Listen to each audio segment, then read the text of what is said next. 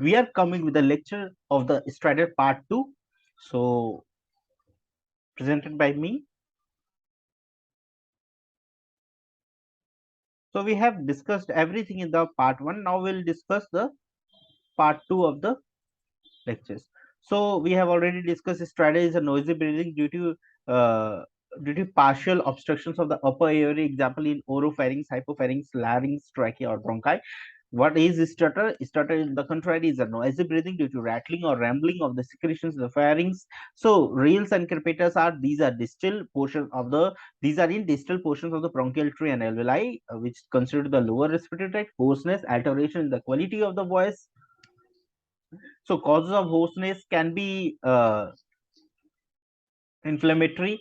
Uh, that can be laryngitis, tuberculosis, neoplasm, non-neoplastic tumors like masses, vocal polyp, stroma, which can be in laryngeal trauma or intubation trauma, neurological recurrent laryngeal nerve palsy, congenital laryngeal wave or systemic hypothyroidism, psychogenic functional aphonia, puberphonia, dysphonia, plica ventricularis, habitual dysphonia, vocal nodule, vocal edema, or with contact ulcers. So causes of stridor, we have discussed these little bit of these things in the previous slide. We'll discuss more. So congenital causes can be laryngomalacia, vocal cord palsy, subglottic stenosis, subglottic hemangioma, laryngeal web, and atresia laryngeal cyst. Acquired can be inflammatory, acute epiglottitis, croup, laryngeal edema, recurrent respiratory papillomatosis, tuberculosis, retropharyngeal abscess, and it can also be trauma, malignancy, foreign body, or bilateral vocal cord palsy. So, laryngomalacia, most common congenital laryngeal anomaly of the larynx, excessive flaccidity of the cartilaginous structures, manifest at birth or soon after, usually disappears by second year of age. Characteristic features seen on flexible laryngoscopy, elongated epiglottis appears like omega shape, floppy aryepiglottic fold, AE fold, and prominent arytenoid sucked in during inspirations. So, inspiratory stridor increased on supine position. So, in this inspiratory stridor increased on supine position, relieved on the prone position. Phonation and cry are normal. For the management, conservative reassurance, tracheostomy for severe respiratory obstructions, epiglottoplasty, which can be assisted by the laser. Stridor can be inspiratory stridor, which can be in glottis or supraglottis. We have already discussed in this previous lecture, or it can be biphasic stridor, subglottics or trachea, expiratory stridor, which can be obstruction at the level of the alveoli, commonly referred to as V's, and is not actually true stridor. So, in assessment, in the clinical assessment, we'll look for history, time of onset, whether it is congenital or acquired, mode of onset, sudden onset, then it can be foreign body, trauma, or infection. Gradual or insidious onset, plus it is progressive, it can be laryngomalacia, stenosis, respiratory papillomatosis, or neoplasm.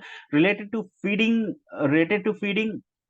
if it is related to feeding, it can be aspiration due to laryngeal paralysis or esophageal obstructions.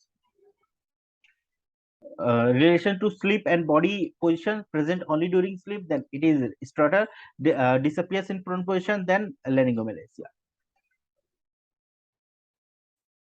So, on physical examination, study is always associated with respiratory distress, signs of airway resistant, nasal flaring. It can be nasal flaring, intercostal, subcostal, or supraclavicular recessions or cyanosis.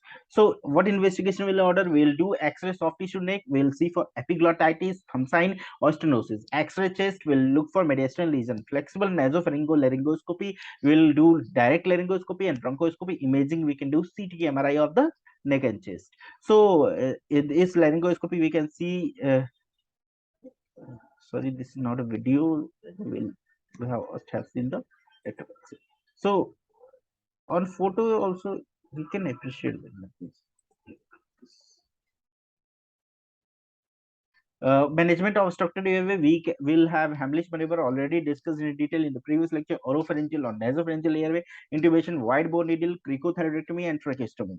So, acute life-threatening respiratory obstructions versus gradual onset respiratory obstruction. So, acute life-threatening respiratory obstruction, it can be in foreign body, inhalation of food, bolus, trauma, infections, late presentation of large neoplasm of larynx and hypopharynx. Gradual onset respiratory obstruction, neoplasm of larynx, hypopharynx, subglottic, tracheal stenosis infection, blunt laryngeal trauma. So sign of worsening, increasing stridor in gradual onset respiratory obstructions, stridor at rest, restless, patient can't lie flat in bed, rising pulse rate, patient using accessory muscles of respiration, patient will have intercostal recession. Then we'll do intubation or tracheostomy. इसके बाद देखिए Heimlich maneuver we have already discuss, so will skip this. Oropharyngeal or nasal airway. When the obstruction lies in the oral cavity, oropharynx or base of the tongue, we can have gudel or oropharyngeal airway or nasopharyngeal airway. So wide bore cannula to perform temporary relief until either intubation or tracheostomy can be performed. So wide bore cannula we can use. So endotracheal ET tube for intubation, appropriate instruments, trained personnel, and adequate facilities available. Then cricothyroidectomy. Cricothyroid membrane is superficial, relatively avascular, easily identifiable landmark. Cricothyroid membrane incised the endotracheal tube or tracheostomy tube can be inserted. Tracheostomy done as soon as possible. Cricothyroidectomy should never be done as a substitute for tracheostomy because of high possibility of the subglottic stenosis. So we already see that needle cricothyroidectomy. This photograph. Then this is thyroid cartilage. This is one. This is thyroid cartilage. Then this is cricothyroid membrane. This is cricothyroid membrane. This is cricoid cartilage. This is first ring, second ring, site of tracheostomy usually in the. So we already know this second and third tracheal rings. So coming to the next slide, tracheostomy versus intubation. So in tracheostomy, you have more time to perform intubation, less time to perform. Tracheostomy is invasive. This is non-invasive. Complications of tracheostomy are more in intubation. Complications are less as it is non-invasive. Can be kept for long duration. This can be kept for long durations, and this intubation should not be kept for more than 2 weeks. It will lead to subglottic stenosis. Patient can speak. Tracheostomy patient can speak. Intubation can't speak. Tracheobronchial toilet is easy. This is one of the indications why tracheostomy is being done. In this, it is difficult. In this, it is difficult. So decannulation, especially in children, is difficult. Subglottic edema, granulation, psychological dependence on tracheostomy tube. This is preferred over the tracheostomy in children. Respiratory obstruction due to airway usually resolved within 72 hours. So I hope